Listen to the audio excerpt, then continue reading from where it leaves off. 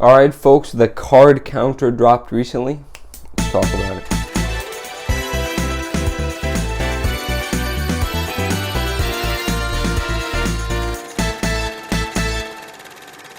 Folks, I'm going to go down the ladder. I'm going to start out with things that I liked, maybe in the middle, things I kind of didn't like, things I despised at the bottom of this review. And one of the only things I like to start is everything having to do with cards, with poker, with blackjack in the film, called The Card Counter, is good. I enjoyed it. I like these things. These are interests of mine, and I think they're handled well. I think it's pretty hard to mess it up, but I do think they are enjoyable sequences. I like them. They do not take up that much of the film, but when they are there, they're good. They're pretty good. All right, folks, moving down the ladder, sort of in the middle now, because that was the one unabashedly positive thing I have to say about the film, is that there's some good directing here. There's some cool shots that I like, shots that are visually appealing. And then there are shots that are not good, that are uninventive. Specifically, when there's dialogue between two characters, many scenes, by the way, in the film are just a dialogue between two characters. Schrader, I believe, directed this, only resorts to shooting one of them, reverse shot, back, back, back, back, back, back, over and over and over and over again. And sometimes he'll hold on one of them while the other person speaks, but it is lazy, it's uninventive, it's so stale after a while. There's nothing interesting about it. I don't just want to sit looking at this actor's face as they give a performance and then swapping back to the other actor, back and forth. And sometimes these scenes are long, 5 minutes. I mean, come on. On top of the reverse shot thing, Paul Schrader does this thing in the flashback sequences. There's like only 2, so again, not a lot, but the camera is like super distorted. It's so weird, and it's like he's walking around the prison and just everything is like, it looks so weird. I think you can see it in the trailer, but why? What purpose does that serve? Please, why are you doing this? Folks, there's actually some bad visual effects shots in this film, and it's not like this is a film which heavily relies on visual effects, so that's really a minor complaint, one I'm certainly not docking any rating for, but there's one in particular that if you watch you'll know about. And then also there's like some text, specifically on the prison, USMD. I'm 99% sure that was just put on after the fact, because it looks just jarring compared to the rest of the scenery. Alright, folks, they're really bad. You ready? Kills the movie. Here we go. Ty Sheridan is bad in this movie.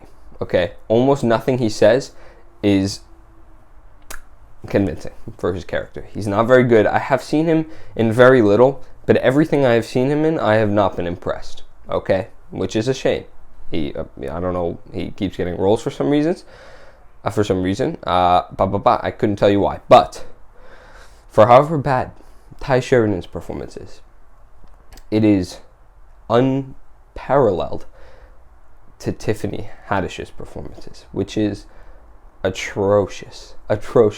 Not a single line is said properly. I mean, it is, and I'll get to the script, not doing anybody any favors here, but she's not good at dramatic acting. Really bad at dramatic acting. There's this one scene where the camera holds on her, again, sort of a dialogue, one-on-one, and the camera holds on her as she says line after line after line after line, and it is laughably bad. It is so bad. This is not an acting showcase. This is a how to not act showcase. It's so bad. It's bad. I'm sorry, Tiffany Haddish. I'm sure you're a great person. There's actually some lines in here where she'll tell jokes. There's like 2, I think, or something like that. And they're okay because, I mean, she's a comedian. She's funny, whatever. But the acting is... Why? Why'd they pick her? Surely there was someone better. Don't know. Couldn't tell you. And she's like a main character. She's like the second main character. So, bad choice. But, folks, she is not even the worst part of the movie. Because... the script, written by Paul Schrader, the same guy who wrote Taxi Driver, 1976, so like 50 years ago, but whatever, you know. It's awful, outrageously bad. The script, the moments of dialogue are just, I mean, the dialogue is horrendous. The dialogue is horrendous. It is so bad. I don't, what is he thinking? Nobody talks like this. It's absurd. I mean, okay. Scene sort of near the end, where there's like a newscast going on. And the guy does not sound like a reporter. The things he is saying would never be said in a report on the news. This guy sounds like a student films, but like a fifth grader's student film interpretation of what the news sounds like when you just want to get all that exposition out there. The dialogue is atrocious. It is so bad. I mean, Jesus Christ. If you don't believe me, watch the film.